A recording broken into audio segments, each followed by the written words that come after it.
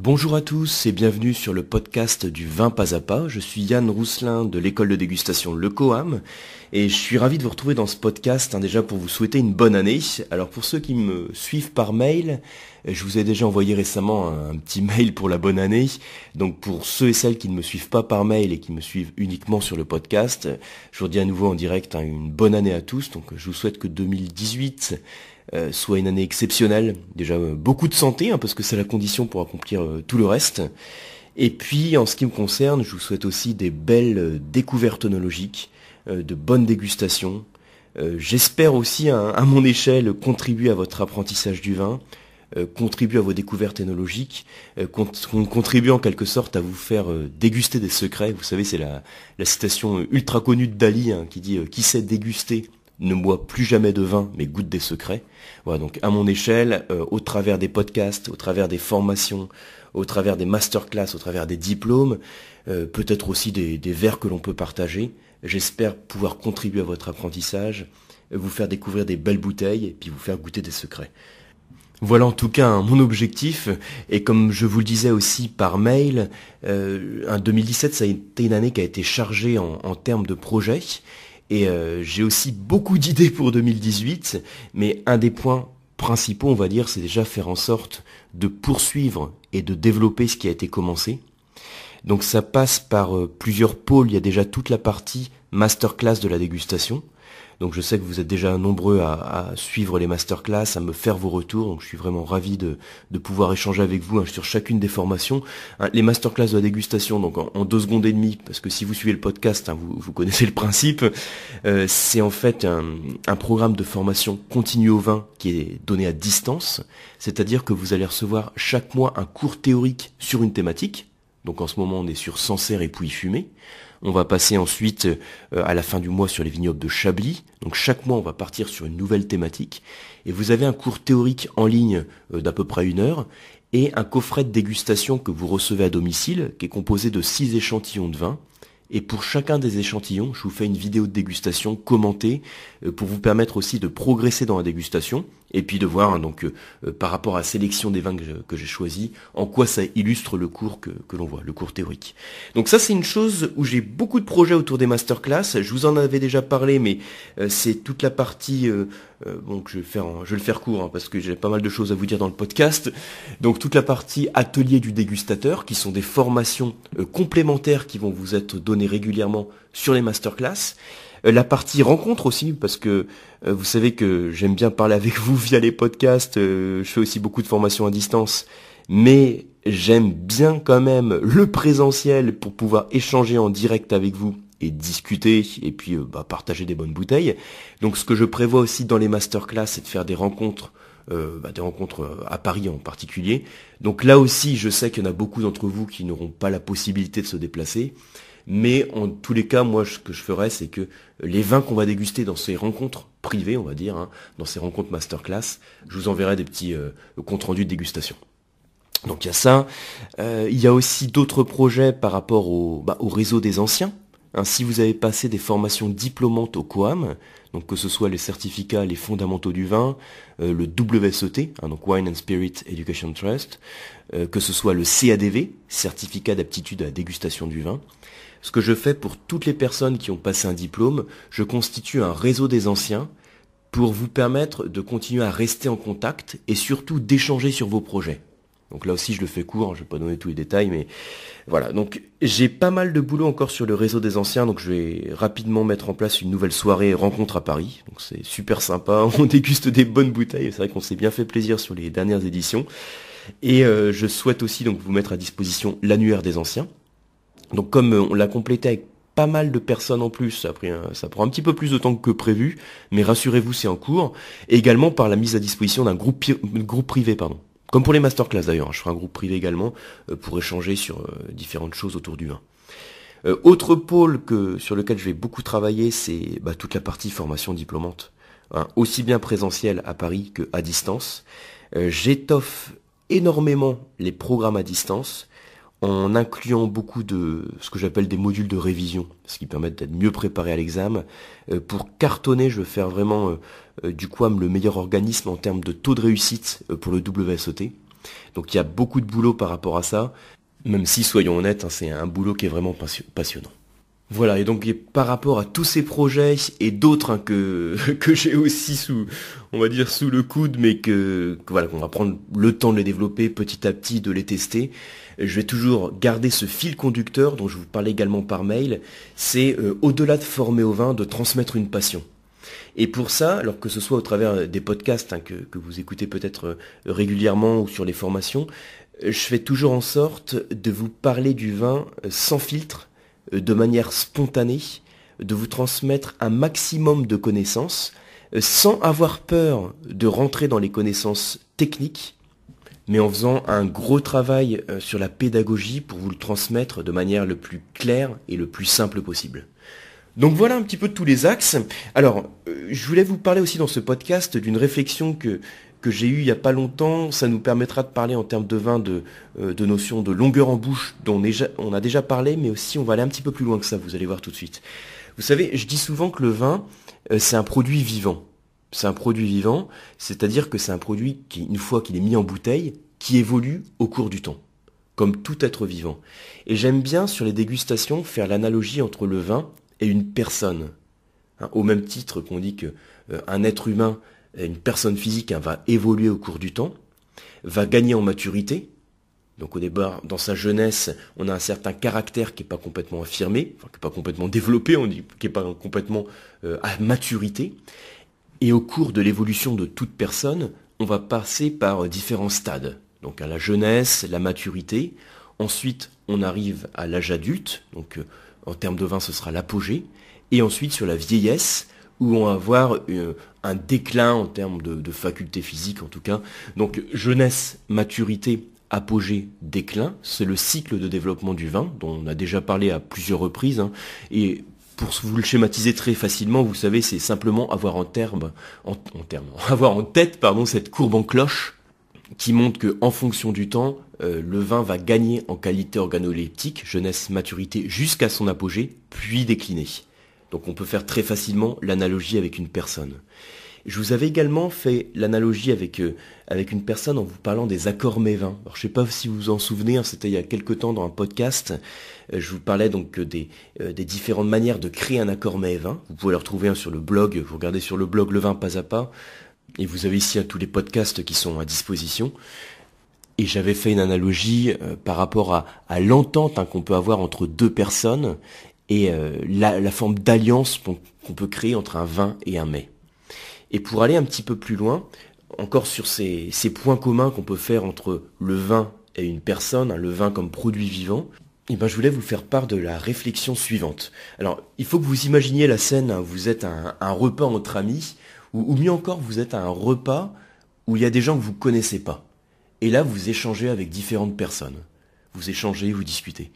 Et là, on se rend compte, dans ce type de rencontre, qu'il y a toujours des gens ou des personnes qui vont en quelque sorte laisser une trace. Imaginez, vous êtes en pleine discussion, un peu dans l'effervescence de la discussion, et suite au départ de la personne, il y a des idées qui vont rester dans votre tête. Un peu comme une forme de rémanence, des idées qui vont persister. Peut-être des émotions, mais aussi des idées que vous allez peut-être, sur lesquelles vous allez réfléchir, sur lesquelles vous allez peut-être travailler par la suite. Et il y a d'autres personnes avec lesquelles vous avez plus ou moins échangé, avec lesquelles vous sentiez peut-être pas forcément d'affinité, vous avez peut-être même envie de voir partir, et au moment de leur départ, vous allez oublier très vite qu'elles étaient présentes. Alors pourquoi je vous parle de ça ? Parce que là aussi, dans le vin, on peut faire aussi cette même analogie. Au moment où vous dégustez un vin, il y a des vins qui, au moment de la dégustation, vont créer une certaine émotion. En termes gusto-olfactifs, puisque ce sont principalement le sens olfactif et le sens gustatif qui vont intervenir, c'est-à-dire que vous allez avoir des arômes, une certaine complexité en termes d'arômes, une structure en bouche, un équilibre, donc un équilibre entre l'acidité, les tanins, les arômes. Là, je parle carrément de l'émotion. Donc, quand je dis un équilibre entre acidité, tanin, arômes, on peut citer les arômes. On peut qualifier l'intensité des arômes. On peut mettre des mots sur toutes les étapes de la dégustation. C'est ce qu'on fait systématiquement et c'est ce que je fais en sorte de vous transmettre aussi régulièrement. Mais là, je vais carrément sur le domaine de l'émotion, c'est-à-dire qu'on déguste et on y prend du plaisir. Donc il y a un vin qui va créer une certaine émotion et qui va laisser des choses quand il sera parti. Donc ça veut dire qu'une fois que vous aurez craché le vin ou vous l'aurez avalé, il va rester des choses qui vont persister. Au même titre que la personne dont je parlais tout à l'heure, avec qui vous avez une discussion sur ce repas, avec qui vous avez échangé des idées. Donc vous avez éprouvé peut-être un certain plaisir, une certaine émotion pendant la discussion, et suite au départ de la personne, il y a des idées qui restent. Et dans le vin, c'est pareil. Suite au départ du vin, donc quand il n'y a plus de vin en bouche, il y a des émotions, il y a des choses qui vont persister. Et je voudrais vous donner dans ce podcast aussi quelques pistes pour vous parler de tout ce qui reste, tout ce qui persiste. Alors, quand on parle de toutes les sensations qui restent en bouche, vous savez, on en a déjà parlé, vous connaissez sûrement cette notion, on parle de la persistance des arômes. Donc ça, vous connaissez, peut-être pas, mais je vous le résume en 2 secondes, c'est ce qu'on appelle la longueur en bouche. Donc ça, c'est une des choses qui peut persister dans le vin, c'est-à-dire, une fois que vous avez recraché le vin, une fois que vous avez plus de vin en bouche, il y a des arômes qui vont rester, et au bout de quelques secondes, quand vous avez plus de vin en bouche, vous allez avoir une salivation fluide qui va être créée, qui va venir dans la bouche, et qui va en quelque sorte rincer les arômes. Et le temps pendant lequel les arômes restent en bouche, c'est ce qu'on appelle la persistance aromatique. Alors, j'en avais parlé aussi pas mal dans un podcast que vous pouvez retrouver sur le blog, de la persistance aromatique intense, avec la différence avec la persistance aromatique totale. Mais bon, globalement, ce qu'il faut retenir de tout ça, c'est la notion de longueur en bouche. En gros, vous avez un vin en bouche, vous le recrachez ou vous l'avalez, et là, vous avez des arômes qui peuvent persister. Un arôme de pomme, de cassis, peut-être un arôme un peu de réglisse qui va persister quelques secondes. Et là, vous avez des vins qui vont disparaître très vite, comme une personne qu'on oublie très vite suite à son départ, et d'autres qui vont rester longtemps en bouche, 10 secondes, 15 secondes en bouche. Donc il va y avoir une belle rémanence, une belle longueur en bouche, qui va être bien sûr corrélée à la qualité du vin, au même titre que je vous dis à une personne qui laisse une sensation positive suite à son départ, c'est corrélé à la qualité de la personne, on va dire. Alors, on parle de la longueur en bouche, mais je voudrais aussi aller un petit peu plus loin sur ce podcast. Parce que quand on parle de longueur en bouche, on parle précisément des arômes. Mais vous savez, quand on recrache le vin ou quand on l'a avalé, il n'y a pas que des arômes qui restent en bouche. Il y a d'autres sensations qui persistent. Il y a tout ce qui participe en fait à la structure du vin. Donc déjà, il peut rester des tanins, il peut rester une sensation d'acidité ou une sensation alcooleuse. Sensation d'alcool. Donc je répète, une sensation de tanin, d'acidité ou d'alcool. En plus des arômes. Donc tanin, acidité, alcool, participants qui sont les 3 axes du profil gustatif du vin. Alors quand vous avez une sensation tannique qui reste en bouche, c'est que vous avez un peu la langue qui fait... Voilà, alors là vous me voyez pas, mais j'ai la langue qui accroche au palais, vous savez, ça resserre les muqueuses. On a les tanins qui donnent ce côté râpeux en bouche. Parfois, ce sont pas les tanins qui restent en bouche, mais c'est une sensation un petit peu piquante, de salivation très fluide, un petit peu comme du jus de citron, c'est l'acidité, qui va en quelque sorte aussi, cette acidité, rafraîchir la bouche. Et parfois, ce qui reste en bouche, c'est pas non plus le côté frais, au contraire, c'est un côté un petit peu chaud, brûlant. Ça chauffe la bouche comme de l'eau de vie, un peu comme du Porto, comme un cognac à une autre échelle, vous voyez le truc, donc vous mettez l'alcool en bouche, ça chauffe. Donc on a vraiment 3 sensations qui sont distinctes. La sensation tannique qui assèche la bouche, la sensation d'acidité qui rafraîchit, et la sensation d'alcool, d'onctuosité qui va chauffer la bouche. Et ça, ce qui va rester en bouche, ça va être d'ailleurs plus ou moins agréable, en fonction de l'équilibre perçu. Si c'est franchement tannique, ça va créer une amertume, ça ne sera pas forcément agréable. Si c'est franchement acide, ça va être trop vert, ça va pas être agréable. Si c'est franchement alcooleux, trop onctueux, ça va vous paraître trop lourd, ça va pas être agréable non plus. Donc à chaque fois, ce sera une question d'équilibre. Mais ce qui va rester finalement, ce qui va persister, au même titre qu'il y a une forme de rémanence qui reste suite au départ de certaines personnes, vous allez avoir donc les arômes, qui font partie de la longueur en bouche, mais également la structure du vin. Donc une dominante soit tannique, soit acide, soit moelleuse, onctueuse. Et ça, à quoi c'est dû que vous allez avoir plutôt les tanins, l'acidité ou l'onctuosité qui va rester? Eh bien c'est dû déjà à votre matière première. Alors il y a pas mal de facteurs qui interviennent, comme souvent dans le vin, mais il faut aussi pouvoir donner des généralités et vous donner des pistes, parce que sinon on dit le vin c'est complexe et on en reste là. Mais c'est pas le but c'est pas comme ça qu'on arrive à apprendre, on va dire. Donc qu'est-ce qui fait qu'on va avoir quelque chose qui va dominer, soit entre le tanin, l'acidité ou l'onctuosité? Je vous disais, c'est d'abord on va dire la structure de la matière première, c'est-à-dire ma baie de raisin, à quel climat dominant elle a été soumise. Est-ce qu'on a plutôt un climat septentrional et de fraîcheur qui crée des jus sur l'acidité plutôt que sur l'alcool? Ou au contraire, est-ce qu'on a plutôt un climat ensoleillé méditerranéen qui va créer des jus plutôt sur l'alcool et moins sur l'acidité? Donc ça va se retrouver dans le vin pour le coup. Ou alors, est-ce que j'ai une baie de raisin qui a un bon potentiel en pigments colorants et en tanins?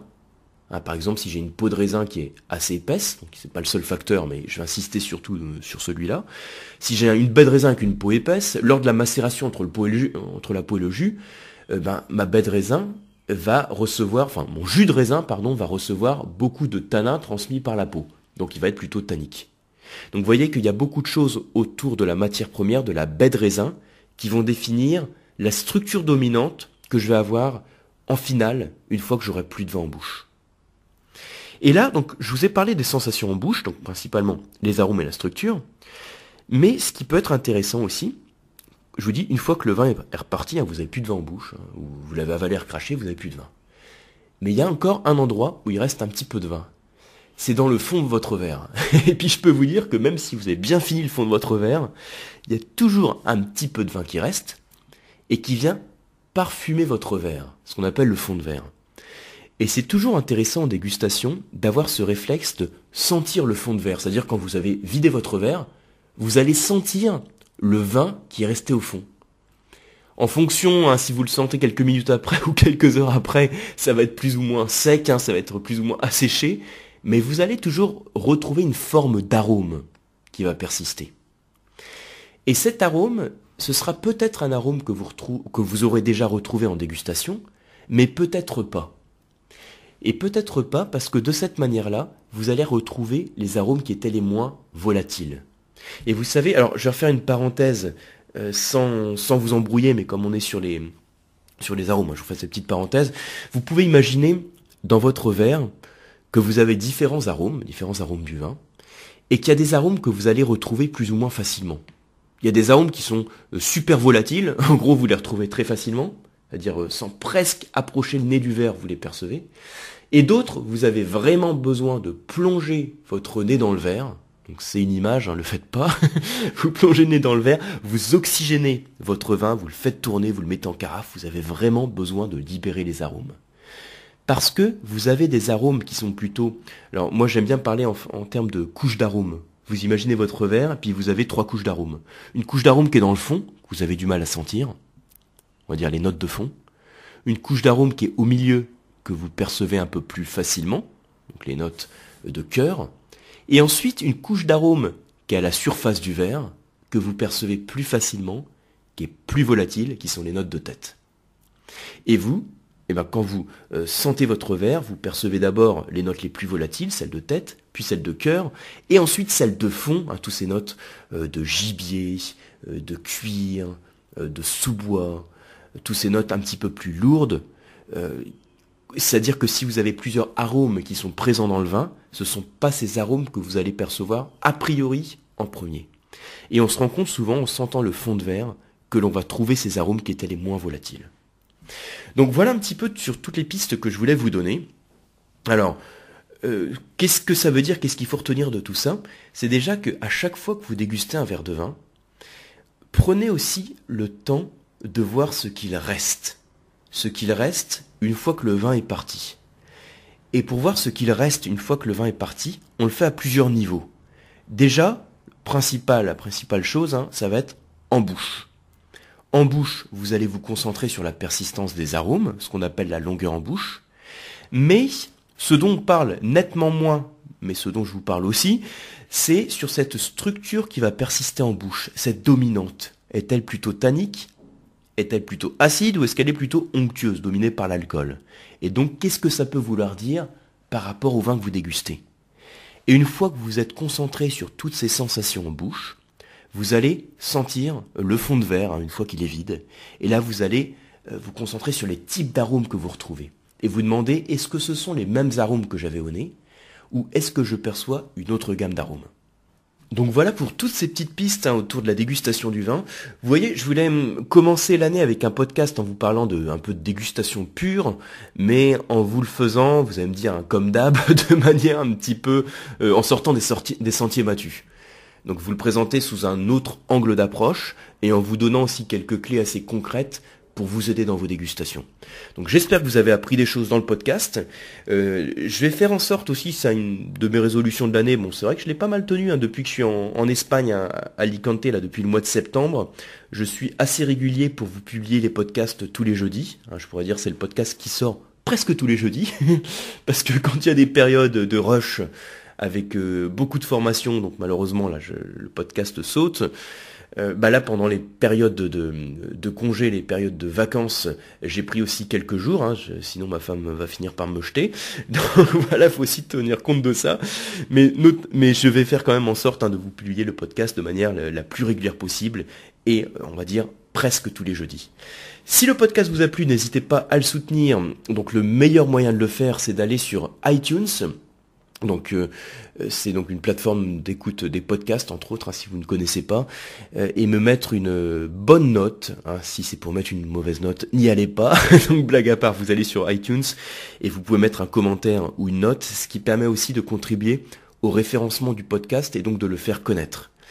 Et puis, n'hésitez pas à faire un tour donc sur, si vous l'avez toujours pas fait, sur masterclassdégustation.com. Donc c'est masterclass-dégustation.com pour voir donc les prochaines formations des masterclass.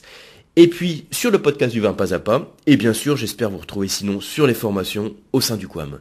Je vous dis à très bientôt.